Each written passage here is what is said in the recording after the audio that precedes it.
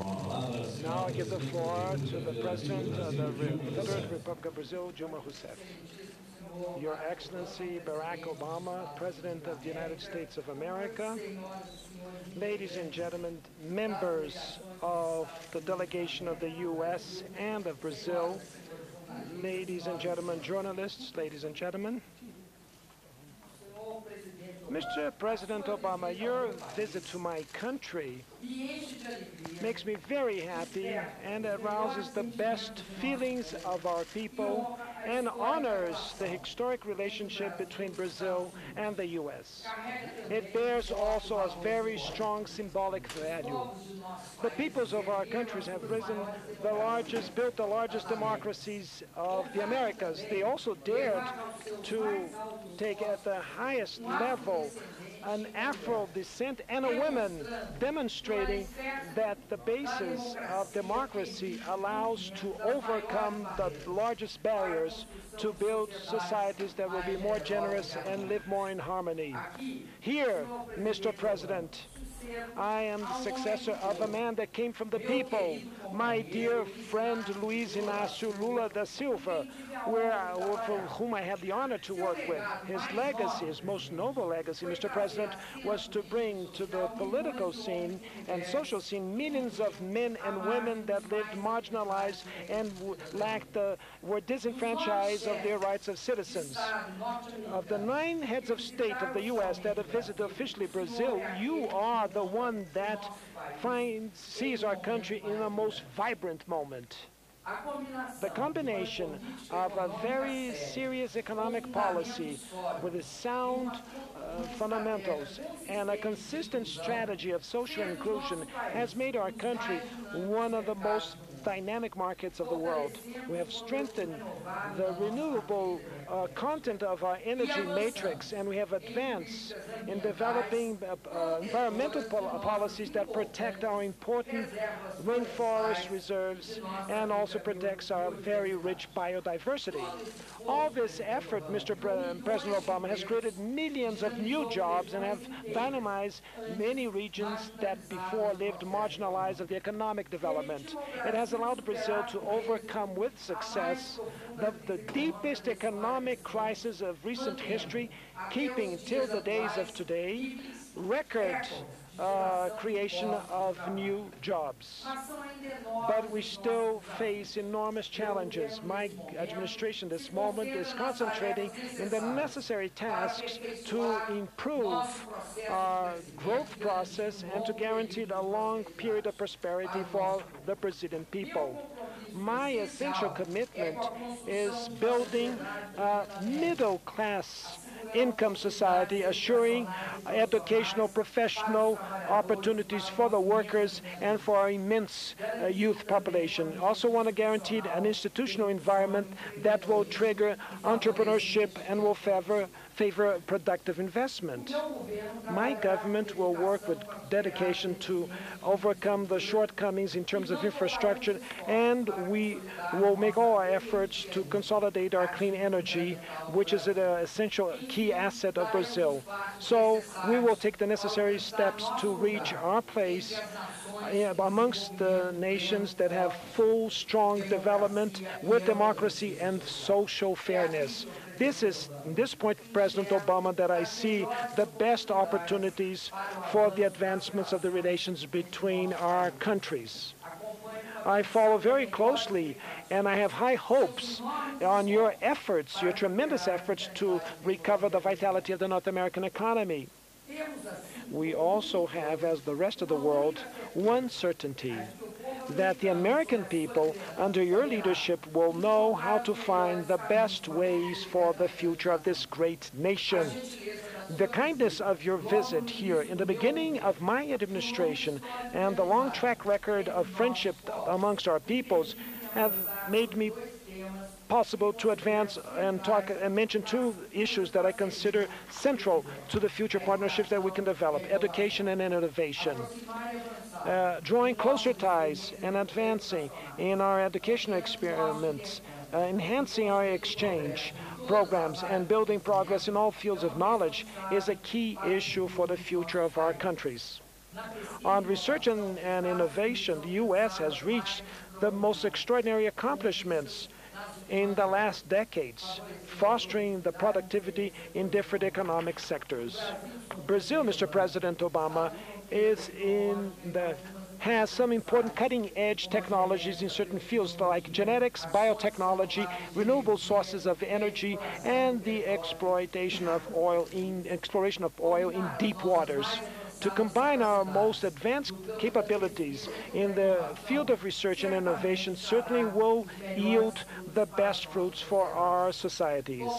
I would like to mention as an example the pre-salt, the deep waters oil reserve, which is the longest cutting-edge borderline that Brazil has reached in terms of its technology. We believe that the enormous challenges that we'll face in each stage of the exploration of this wealth could gather an unprecedented convergence of knowledge accumulated by the best centers of research in our countries. But, Mr. President, if we wish to build a relationship that will be much more in-depth, it's necessary, frankly, to deal about our contradictions. I am concerned especially with the acute effects that come from the economic imbalances that were created by the recent global financial meltdown. We understand the context and the efforts that was undertaken by your government for the economic recovery of the U.S., something so important to the rest of the world. Nevertheless, everybody knows that broad-ranging measures sometimes provoke important changes in the relations of currencies around the world. This process wears good economic practices and pushes countries towards protectionist measures and defensive measures of all nature. We are a country that are making all the endeavors to come out of years of very low development rates. That's why we seek more fairness and balanced trade relations. For us, it's fundamental that we should break away from the barriers that were arisen against our products like ethanol, beef, cotton, orange juice, airplanes, and so on and so forth. For us, it's fundamental that we should expand the educational and technological partnerships for the future. I am equally concerned with the slow pace of the reforms in the multilateral institutions that still reflect an old world. We work tirelessly for the reform in governance of the World Bank and of the IMF. And we did that by the U.S., together with Brazil, together with other countries. And we welcome the beginning of the changes that were undertaken in these multilateral institutions, although they're still very limited and belated due to the economic financial crisis. We also advocated for fundamental reform in designing the global governance, the enhancement of the UN Security Council. Here, Mr. President, we're not moved by a minor interest of a bureaucratic occupation of spaces of representation. What mobilizes us is the certainty that a world that is more multilateral will produce benefits for peace and harmony amongst the peoples of the world. And even more, Mr. President, we're also interested to learn with our own mistakes. It was necessary a very severe economic crisis to move conservatism that blocked the reforms of the financial institutions. In the case of the UN reform, we now have the opportunities to act in advance. This country, Brazil, has a commitment with peace, with democracy, and with consensus building. And this commitment, it is not something that is transitory, but is part of our permanent values: tolerance, dialogue, flexibility. These are principles that are written in our Constitution, in our history, and even in the nature of the Brazilian people. We're very proud to live in peace with all of our 10 neighbors for more than 1 century. 1 week ago, Mr. President, we was in effect of the constitutive treaty of the South American Union of Nations, which will reinforce even more the unity of our continent. Brazil is making all the endeavors to consolidate peace, security, democracy, cooperation, and growth in this region with social fairness. And within this environment is that we should develop the relations between Brazil and the U.S. Mr. President, I would like to say that I see with great optimism our common future. In the past, this relationship was many times was overshadowed by empty rhetoric that diluted what was truly at stake between the U.S. and Brazil. An alliance between our two countries, above all, if it intends to be a strategic alliance, is something that is a construct that is common, as you said yourself in your State of the Union very recently, when you delivered your State of the Union. But it has to be a construction amongst equals. Nevertheless, the differences these countries may have in terms of the size of their territory, the population, productive capacity, or military might. We are countries of continental dimensions that follow the path of democracy. We are multi-ethnical. In our territories live different and rich cultures, each one in their own way. We have what a Brazilian poet called, we have the feeling of the world, quote unquote. Your presence in Brazil, Mr. President, will be of great value in the construction that we want to do together. Once again, President Obama, welcome to Brazil. Com a palavra, o senhor presidente dos Estados Unidos. Now I give the floor to the President of the United States. President Obama has the floor.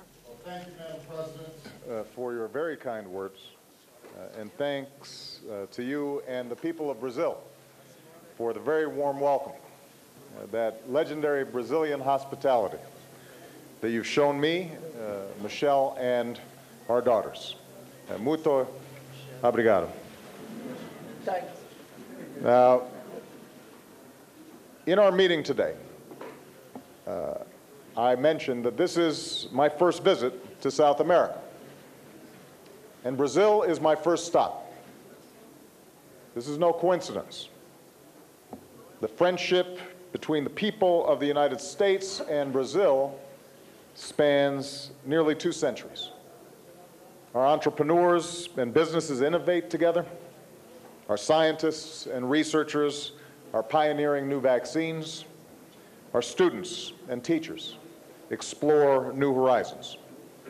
And every day, we're working to make our societies more inclusive and more just. Brazil's extraordinary rise, Madam President, has captured the attention of the world because of the sacrifices of people like President Rousseff. Brazil moved from dictatorship to democracy. As one of the world's fastest growing economies, Brazil has lifted tens of millions from poverty into a growing middle class. Today, the United States and Brazil are the hemisphere's 2 largest democracies and the 2 largest economies. Brazil is a regional leader promoting greater cooperation across the Americas. And increasingly, Brazil is a global leader, a world leader, going from a recipient of foreign aid to a donor nation, pointing the way to a world without nuclear weapons, and being in the forefront of global efforts to confront climate change. As President, I've pursued engagement based on mutual interest and mutual respect. And a key part of this engagement is forging deeper cooperation with 21st century centers of influence, including Brazil. Put simply, the United States doesn't simply recognize Brazil's rise. We support it enthusiastically. And that's why we've made the G20 the world's premier forum of global economic cooperation, to make sure that nations like Brazil have a greater voice. It's why we've worked to increase Brazil's vote and role at international financial institutions. And it is why I've come to Brazil today. President Rousseff and I both believe that this visit is a historic opportunity to put the United States and Brazil on a path towards even greater cooperation for decades to come. And today, we're starting to seize that opportunity. Madam President, I want to thank you for your strong personal commitment to strengthening the ties between our 2 nations. We're expanding trade and investment that create jobs in both our countries. Brazil is one of our largest trading partners, but there's still so much more that we can do. Later today, the President and I will be meeting with business leaders from our 2 countries to listen and find very concrete steps that we can take to expand our relationship economically. We'll be announcing a series of new agreements, including a new economic and financial dialogue to promote trade, streamline regulations, and expand collaborations in science and technology. And as Brazil prepares to host the World Cup and the Summer Olympics, which still hurts for me to say,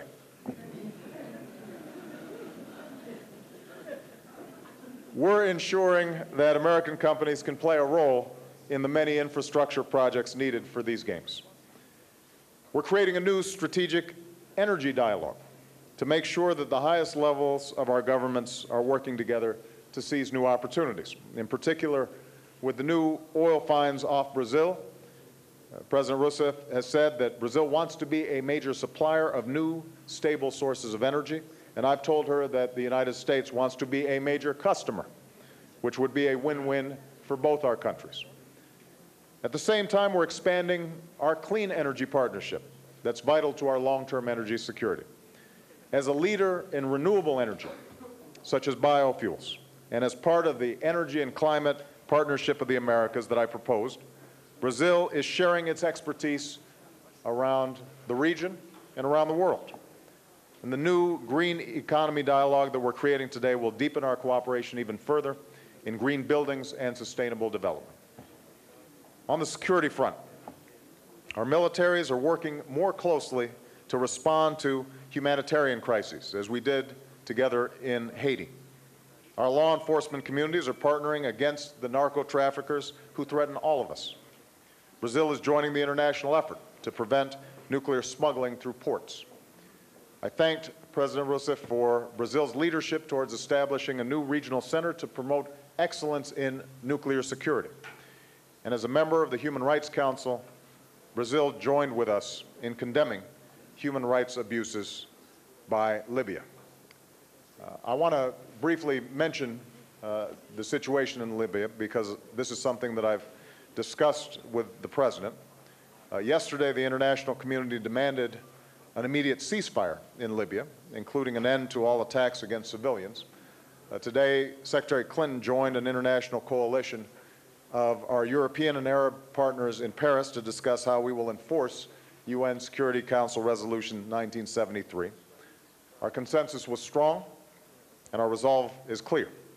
The people of Libya must be protected, and in the absence of an immediate end to the violence against civilians, our coalition is prepared to act, and act with urgency. And I am briefing President Rousseff on the steps that we are taking. Finally, I'm especially pleased that the United States and Brazil are joining together to advance development and democratic governance beyond our hemisphere. Brazil is helping to lead the global initiative that I announced at the United Nations last year to promote open government and new technologies that empower citizens around the world. Today, we're launching new efforts to help other countries combat corruption and prevent child labor. And we're expanding our efforts to promote food security and agricultural development in Africa. I believe this is just the beginning of what our two countries can do together in the world.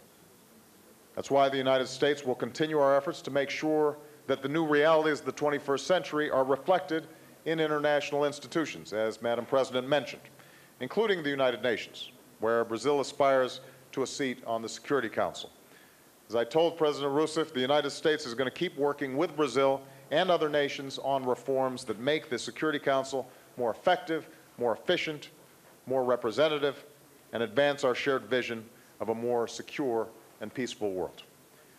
So, again, with today's progress, I believe we've laid the foundation for greater cooperation between the United States and Brazil for decades to come. I want to thank President Rousseff for her leadership, for making this progress possible. I have not known Madam President long, but I can tell in speaking to her the extraordinary passion she has for providing opportunity for all the people of Brazil, lifting everyone up. And that's a passion I share with respect to my citizens in the United States, my fellow citizens in the United States of America. So I am confident that given this shared spirit, this camaraderie that exists not only at our levels, but among our peoples, that we are going to continue to make progress for a long time to come. I'm very much looking forward to visiting Rio tomorrow and the opportunity to speak directly to the Brazilian people about what our countries can do together as global partners in the 21st century. So, thank you so much.